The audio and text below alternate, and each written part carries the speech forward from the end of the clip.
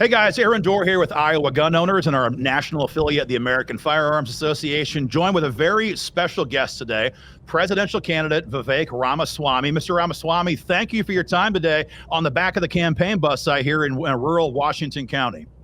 That's right. We're literally moving on the highway. So if you see the bumps, that's where it's coming from. But yeah, it's good to talk to you. Well, thanks for your time. I just want to say before I ask you any of our questions, when President Trump got on the debate stage in 2016, he made, for the first time in my lifetime, Republican Party debates entertaining, for the first time. And when he said he wasn't going to debate this cycle, I and many people across Iowa were like, well, there goes the debates. They're going to be boring. So if you've done nothing else, you have kept these debates highly, highly entertaining. Thank you. I'll take that as something, but we're aiming to do something with that. But we'll keep things fun and entertaining while doing what needs to get done too. But I appreciate that, man. Thank you. No, they've been a lot of fun to watch. So the context of our conversation is on gun rights, and the Iowa context. We have caucuses in, I guess, 26 days from right now. There's a lot at stake when it comes to that process. The national context is we have a president who has just declared open season on the Second Amendment and gun owners in a way that we have never seen in our lifetimes here in this country. And the international context is we have presidents in other countries, Ecuador, Brazil, Argentina, who are opening up gun rights to help combat narco-terrorist-based violence. Well, we have President Maduro in Venezuela, who bans guns in 2012 and is now murdering his own people. So this is not just a 20th century conversation anymore. We're seeing with our own two eyes what happens to a people who are disarmed. And sadly, our own government now, with Joe Biden, wants to disarm the American people. Why do you think Joe Biden wants all of us disarmed? Well, I think it goes to the very reason why the Second Amendment exists. I mean, I think that suggests to me they actually understand the Second Amendment, maybe better than some so-called Republicans do. They understand it, they just don't like it. I mean, the Second Amendment exists to protect all the other amendments in the Constitution. So if you have a regime that is fundamentally hostile to free speech, to the free exchange of ideas, to the free exercise of religion, everything you see all the way down, they understand that the Second Amendment is the one amendment that puts teeth into the other ones. I mean, that's really what the Second Amendment was created to do. And so if you want to actually get to the root cause of a people's liberty, you might as well go to their last line of defense. And so I don't think I'm being, hyperbolic, or I don't think I'm exaggerating anything. I think that this is a regime that understands it's not just about, some superficial gun violence concern. No, that's just the excuse. I think the reality is this is a regime that believes something fundamentally hostile to the U.S. Constitution, fundamentally hostile to free speech. And you know what? You can't have the First Amendment without the Second. And that's why they're going after the second one as hard as they are. No, very true. Macro question for you. What does the Second Amendment mean to you personally? A lot of people believe it's a collective right given to our government. Some believe that it's an individual right. So what does it mean to you? What is the backdrop of this? And then kind of part two from that, where do these freedoms come from? Do they come from the government, from natural law, from God? So what does it mean and where do they come from as far as you're concerned? Yeah, so what does it mean is it's an individual right. It is the right for us to actually stand as a free people. And it's the security blanket on the rest of our freedoms. That's what the Second Amendment means to me. Now, the way I kind of say it is a people of sheep, and I think we have become a nation of sheep. A nation of sheep breeds a government of wolves. That's what the Second Amendment is about. And so when you have a bunch of individuals who ultimately cannot actually stand for their own rights, that invites governmental overreach. These rights come to us from God. We're endowed by our Creator with certain inalienable rights. Among these, life, liberty, and the pursuit of happiness. We can't stand for our own life. We can't pursue our own liberty. We cannot pursue happiness unless we have the ability to keep the government at bay. And so the way I think about this is maybe an analogy to the Cold War. In the US and the USSR, there was what you called mutually assured destruction, where neither side was supposedly going to destroy the other because both had nuclear armaments in the Cold War. I think of the Second Amendment as giving us mutually assured destruction between a government and the governed, where the individual citizens who get their rights from God, yes, they come and create a government that we the people create into existence. But the way you keep that government in its lane is by mutually assured destruction, that if the government reaches beyond what it was supposed to, then we the people are ultimately armed to stand for our own defenses. That's what the Second Amendment is all about. I think that's what history teaches us too. I mean, if you All think right. about the Civil War, right? Black Americans didn't get to enjoy their civil rights until actually they enjoyed their Second Amendment rights. Chief Justice Taney, and this is how I explain it to some of my friends on the left who, yeah, some of them have come along actually in understanding the point of that Second Amendment. A lot have in the last 18 months. Yes, they have. And for good reason, because, the left used to stand for individual liberty and freedom at one point in our history too. Black Americans, they didn't get the first anti-gun laws that were passed were actually guns that stopped Black Americans from owning guns. Yes, Chief they were. Justice Taney, he's the Supreme Court justice in the Dred Scott case that came before the Civil War. It's probably one of the worst Supreme Court cases in our history, which said that Black Americans could not be citizens. But if you look at the justification for why, the Chief Justice of the Supreme Court said it was because it would allow Black Americans to own guns. So whether you look at it through the history of civil rights, whether you look at it through the history of our Constitution or our Declaration of Independence or natural law, it's foundational for us to be able to physically protect ourselves against tyrannical overreach. That's really what that Second Amendment's all about to me.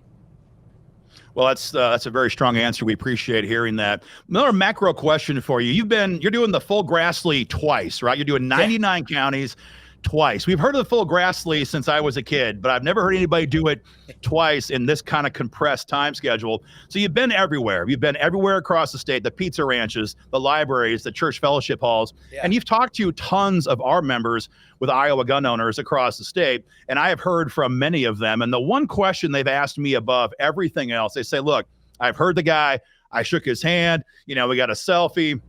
I love what he says. I don't know where he came from, and I don't know if he's going to stick by what he says today. How do I know I can trust him? And so I'm just asking you, how would you answer our members who are asking us that question? I mean, the first thing I would say is be skeptical of everybody, of any politician, frankly. I mean, I haven't been a politician for very long, but we have a government that has lied to us for a long time. I mean, it could go through the whole litany from COVID-19 to the Hunter Biden laptop to how our money's being spent in Ukraine to what happened on January 6th. Sure, I would always encourage someone to be skeptical as long as it's genuinely coming from a place of care for the country. Some of this ends up being in politics artificial, made up by the super PACs. That I reject. But somebody who's a genuine patriot, who cares about this country and says, hey, this guy wants to come, sit across the table from Xi Jinping and represent me. Can I trust him? And if it's coming from a good place, I'll never begrudge that. But here's what I'll say is, think independently, form your own conclusions. And one of the ways you form a conclusion, I think, is whether I trust somebody or not, is what have they given up to advance their convictions? First of all, actually, I haven't come from nowhere. I wasn't famous, certainly before I ran for president, but look at actually what I have been doing. There are people who come to our events that understand I was the #1 opponent of the ESG movement in this country before people even knew what ESG was. I wrote 2 out of 3 books, best-selling books on it, but stepped down from my job as a biotech CEO to do it. I founded a multi-billion-dollar company that I led as CEO. And you know what? 7 years in, George Floyd dies. There's a demand that I make a statement on behalf of Black Lives Matter. Every tech CEO, every biotech CEO was doing it. Most of them didn't mean it, but it was the easy thing to do. Yeah. I refused to. And that came at a considerable personal cost. Multiple advisors to my company resigned. I ended up having to face a choice. Either I could bend the knee or I could step aside and continue to speak my mind freely as a citizen.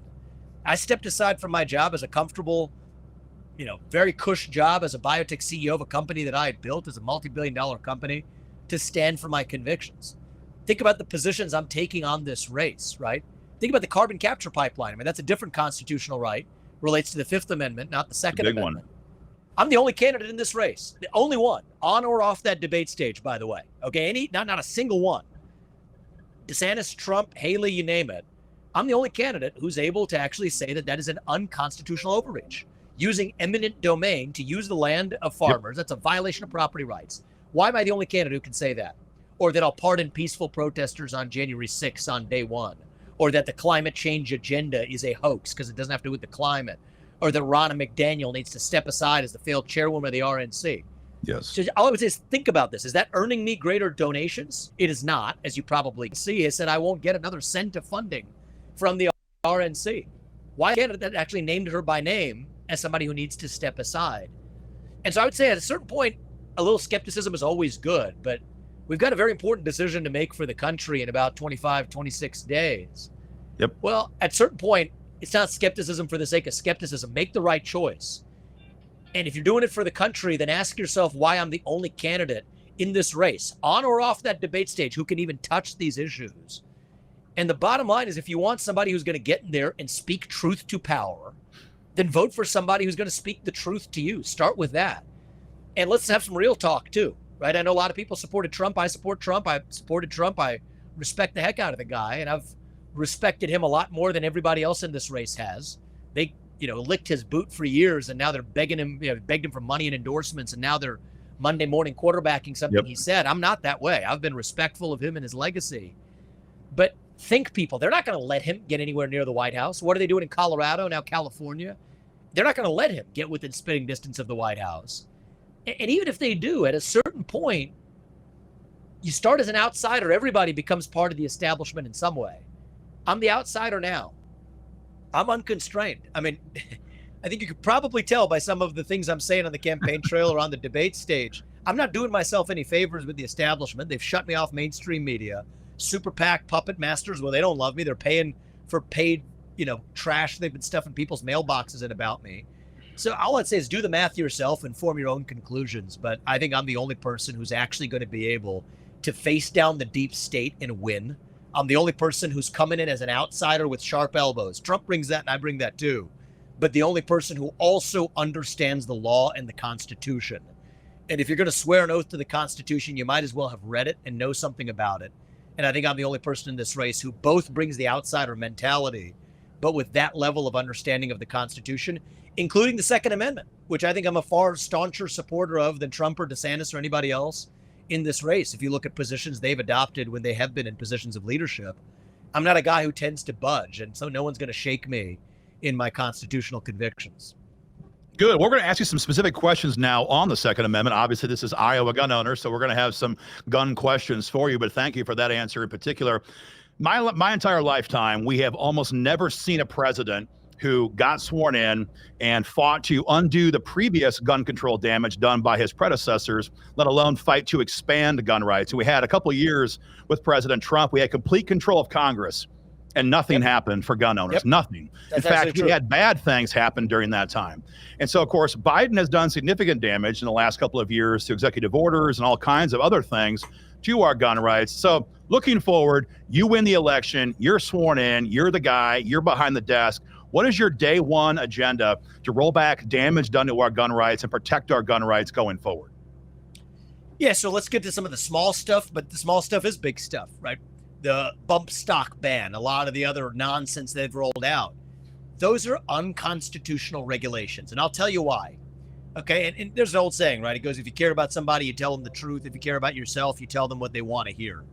I'm not telling people what they want to hear at all times, but there's the most important Supreme Court case of our lifetime was West Virginia versus EPA. It came out last year, and it says that if a regulatory agency passes a rule that Congress never gave them the authority to pass, then that's actually unconstitutional. In that case, it related to the EPA's regulation of coal miners, but that applies to the ATF. So a lot of the ATF's regulatory rule writing, look at the statute that created the ATF or empowered the ATF. Those statutes did not empower the ATF to do the things they're doing today. That's the constitutional insight, is if I'm swearing an oath to the Constitution, and the Supreme Court in West Virginia versus EPA has already told us that those rules are unconstitutional, that on day one, I will instruct the agencies to stop enforcing any of those rules because they are unconstitutional. And on day one, they're null and void. So treat those rules like executive orders. They're not quite executive orders, but treat them like executive orders, which means you can cross them out. So we'll nullify those on day one because I swear an oath to the Constitution. And the beauty of that is I don't need to promise you, I will work with Congress to do this, that, or the other thing. No, a lot of this damage was done by the executive branch. It can be undone by the executive branch. Exactly. And are they going to sue me? Yes, they will. We'll take it to the Supreme Court. We win 6-3, the same one that gave us West Virginia versus EPA. Now the next president who comes after me can't play ping pong back in the other direction. So that's how we drive change. And ultimately, within the first year, we're actually going to shut down the ATF. I think that agency should not. You're getting ahead of my next question, but keep going. Keep going. No, I mean, I have a whole list of agencies were shut down in the first year: FBI, IRS, ATF, CDC, Nuclear Regulatory Commission, Department of Education.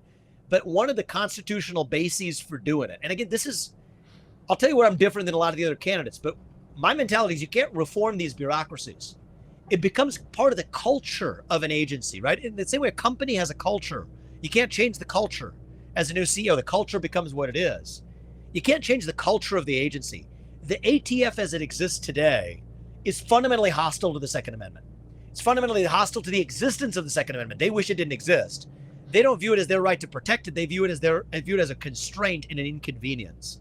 And so I think the correct answer is shut it down, a limited function of background checks, move it to the U.S. Marshals. That's what I've said. And the U.S. Marshals have not been corrupted in the same way. But we'll shut down the FBI, the ATF, any agency that has fundamentally abandoned its constitutional purpose or never should have had one in the first place. We're not going to reform it. I'm not going to replace a new agency head. That's not going to do a darn thing. We will get in there and shut it down. And my authority to do so, I'll tell you what it is. Not that anybody's asking, but I'll tell you because you got to know, that you're on solid footing. It's the 1977 Presidential Reorganization Act. That's a law that says under certain circumstances, the U.S. president has the authority already from Congress to reorganize the federal government, including if it's to eliminate redundant agencies. So if the U.S. Marshals can do it, that means the ATF is redundant. Right. Shut the dang thing down, and that's exactly how I'm going to do it in the first year. Very good. Well, I was going to ask you about H.R. 374. It's a bill that our national affiliate, the American Firearms Association, had filed by Congressman Matt Gaetz out of Florida, and it would do exactly that. It would abolish the ATF.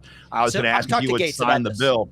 Go ahead. I've talked to Gaetz about this, actually. Actually, when I saw him put that up, I actually called him up and said I loved what he was doing, but actually then invited him to a speech that I gave in Washington, D.C., explaining why I, as the next president, could do it even without the bill actually passing. And so I applaud him for it. That's another way to do it. You could do it through Congress. I just don't think that bill's going to pass. I mean, I think even if Republicans gain control of Congress, I mean, I'm mostly sick and tired of the Republican establishment. I think it is not that much different from the Democratic Party as they try to pretend they are. And that's a discussion for another day. I think the swamp is alive and well in the Republican Party's establishment. In many ways, I think the puppets they're actually trying to put up are actually from the deeper establishment that propped up Biden. Some of the same people are the ones propping up the, Nikki Haley's and others of the world in our own party. So I'm not a big Republican versus Democrat guy because I think both parties are corrupt and both parties don't really give a care about the Constitution. But that being said, I told Gaetz that was a good bill. It's just not going to make it through. So he started there was a good conversation. He's starting in Congress. But all I need is to get in there as the U.S. president. We get that done using existing constitutional authority. And so that's the kind of president I'm going to be. Stand for the Constitution. Don't apologize for it. If you want to sue me, take me to the Supreme Court. We have the best Supreme Court we've ever had in my lifetime. We'll codify that into judicial precedent. Yep. That's how we drive change in this country. Perfect. All right. Next question is the National Firearms Act. As I'm sure you know, the National Firearms Act of 1934, it's not so much a law, it's a shoebox. And anytime a president wants to attack our gun rights, he opens up the shoebox of the National Firearms Act. He signs an executive order. You mentioned bump stocks. We've seen it with pistol braces, with all kinds of things. They bypass Congress, never have a vote in the Congress, and they expand the list of items that are regulated and or controlled or banned by the National Firearms Act and say that they're suddenly illegal. So we have a bill right now in Congress, H.R. 450, with Congressman Burleson from Missouri, that would repeal the entirety of the National Firearms Act. Many people believe this is too extreme. Our members love it. If you're president and that bill gets to your desk someday, would you sign a repeal of the National Firearms Act? Yes, I would. I'm familiar with this issue, largely because I think the way it's been interpreted and applied, and arguably then the law itself, is unconstitutional. Right? The highest law of the land is the U.S. Constitution. The laws are passed pursuant to the Constitution. Congress can't, by statute, roll back constitutional protections, especially those guaranteed in the Bill of Rights. And so I think there's actually the harder question, which I actually come down in favor of, is you could say the president cannot enforce a law that is unconstitutional in its nature. That's part of what swearing an oath to the Constitution entails. But I think the cleaner way to do it would be to repeal. And yes, I would favor it. Okay, very good. Next question. Our neighbors in Illinois this year, as well as in Washington state, suffered a huge blow to their gun rights where their governors banned the sale of the very popular AR-15. As I'm sure you've been all over Iowa, you've probably seen some ARs in the back of some guys' trucks. Maybe you've autographed some, maybe you've shot some. This is the number one tool. Yeah. There you go. That we like as gun owners to stop tyrants, to stop criminals, and for all around use. This is now, of course, the number one agenda item of this president is to ban the sale of them nationally. This is their top agenda. Going forward, you're in the White House. You have a Democrat-controlled Congress, let's just say, and that bill gets to your desk. You will promise, I presume, to veto any attempt to ban AR-15s, correct? I mean, look, if I'm gonna sign into law something that repeals the National Firearms Act, what do you think I'm gonna? Yeah, of course I'm gonna veto that. I mean, there's no question. Fair question. About that. I mean, there's a lot of Republicans these days who are waffling this issue right now, and so a lot of guys want to hear. I mean, as somebody who owns an AR-15, people, and I get people who are skeptical. Somebody to challenge more. What does AR-15 stand for? I said it stands for freedom. Actually, because that's what it stands for. So that's as simple as that. Very good. Red flag gun seizures is a hot topic right now here in Iowa and across the country. Last year, Joe Biden convinced dozens of congressional Republicans, including our own Joni Ernst right here in Iowa, to sign a bill to give the DOJ $750 million to be used to bribe states. They call it incentivize. We all know it's a bribe. The states end up passing red flag laws. It's a hot topic in Iowa. It's a hot topic in D.C. Many Republican rhinos support this across the country. If a future Congress, Republican or Democrat, puts any form of red flags on your desk, would you veto or sign that bill? And before I let you answer that question, the context, as I'm sure you know, is that a red flag law allows your guns to be seized through secret ex parte hearings before you've been convicted of a crime in a court of law. I'm dead set against the red flag laws, which are basic constitutional abuse. That's what they are. They've been abused to effectively remove guns from law-abiding citizens. You want to know the right answer to deal with violent crime? Remove psychiatrically ill and dangerous people from their communities. Don't remove guns from law-abiding citizens, especially to do it extrajudicially. We're not even talking about a conviction in the court of law. We're talking about somebody just deciding that somebody calls in a red flag, the police can basically remove it from your home. That's wrong. And this isn't a red versus blue state question anymore. Even Florida, I mean, this is Ron DeSantis, who in many ways was a good governor in the state of Florida.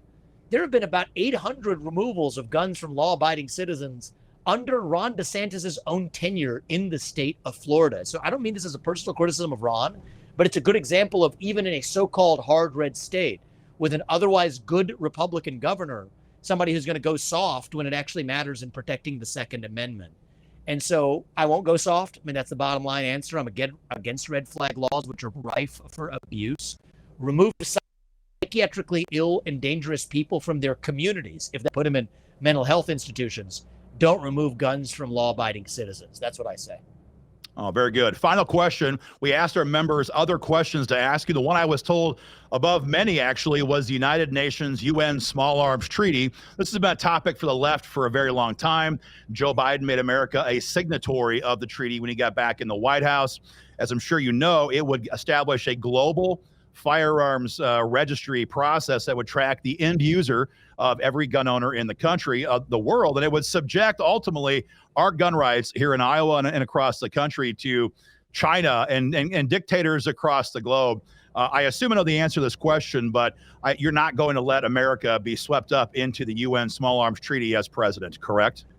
Hell no is the answer to that question. And this is part of a broader assault on our liberties more generally. Think about the rise of a transnational central bank digital currency. Think about the rise of the global ESG movement that comes from some of the same globalist sources that effectively are using the back door to even stop lending funds to firearms manufacturers or otherwise. I stand against that imposition on our national sovereignty. It's true. Other countries don't love that the United States has a Second Amendment. Well, too bad. That's who we are as Americans. That's our choice and not yours as the UN. And actually, that's one of the many reasons why I've said that we're not going to participate in funding the UN on my watch. If you have an institution that's hostile to our own sovereignty, from the WHO to the UN, I'm sorry, we're not using our taxpayer dollars to pay for it. And if that means the UN ceases to exist, I'm perfectly fine with that. I think the Human Rights Council of the UN is staffed by Venezuela, North Korea, other countries like that. that's a joke. It's an institution that's abandoned itself and lost its way. We shouldn't be bending the knee to them. We should not be bending the knee to them in any way.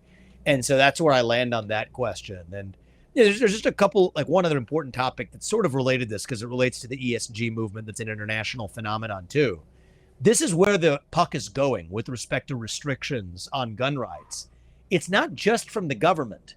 They're effectively using financial institutions. I mean, this is sort of was Operation Choke Point, was a version of this. But they're using financial institutions to effectively stop lending to or buying the stocks of gun manufacturers or others to accomplish through the back door what the government couldn't do through the front door under the Constitution. And I wrote about that in my most recent book, Capitalist Punishment. But I think it takes a president who understands that, because the other side historically has always been one half step ahead, and we're always playing from behind. I think it requires a class of Republican leadership that's actually one step ahead instead, isn't just skating to where the puck is on those constraints and those assaults on the Second Amendment, but skating to where the puck is going. And I think the people of this country deserve that. That's part of why I'm in this race. I see that as missing in the Republican Party, a party that's become very reactive to what the left does as opposed to standing for our own values and being ahead of the curve. And so anyway, that's where I'm at on a lot of these questions, even that we didn't talk about. And hopefully at least that gives you a sense for how I think about things. So you asked me about the UN imposing its will on the United States. No, we say hell no to that. But I look at it the other way. We should be proud of our Constitution and our ideals, and maybe we export them to our allies. So if we talk a lot about one of the top issues the next president faces is deterring a Chinese invasion of Taiwan. And I've developed a comprehensive deterrence strategy. But one element of that deterrence strategy is let's export our Second Amendment to Taiwan, turn Taiwan into a porcupine. If you put an AR-15 in every Taiwanese house to train them how to use it, that'll actually make Xi Jinping think twice before ever invading that island. Because keep in mind, that's what the Second Amendment was designed to do in the first place. Absolutely. In the U.S., keep foreign autocrats at bay. If it works here, there's no rule that can only work here either. And so maybe that's something that your group could and I'd work with you guys if you were interested in doing it. Turn that Second Amendment. It's happening right now in Israel. Israel, Absolutely. of course, was sadly disarmed. It's a perfect example. After the attacks, they're now passing out thousands of AR-15s across their country. So it's not just an American ideal. An armed population, obviously, is the best deterrent to international invasion or to domestic tyranny. So it's a great idea. Thank you again for your time today, Vivek. Travel safely, and all the best to you on caucus night. Thanks, man. We'll talk soon. Thank you.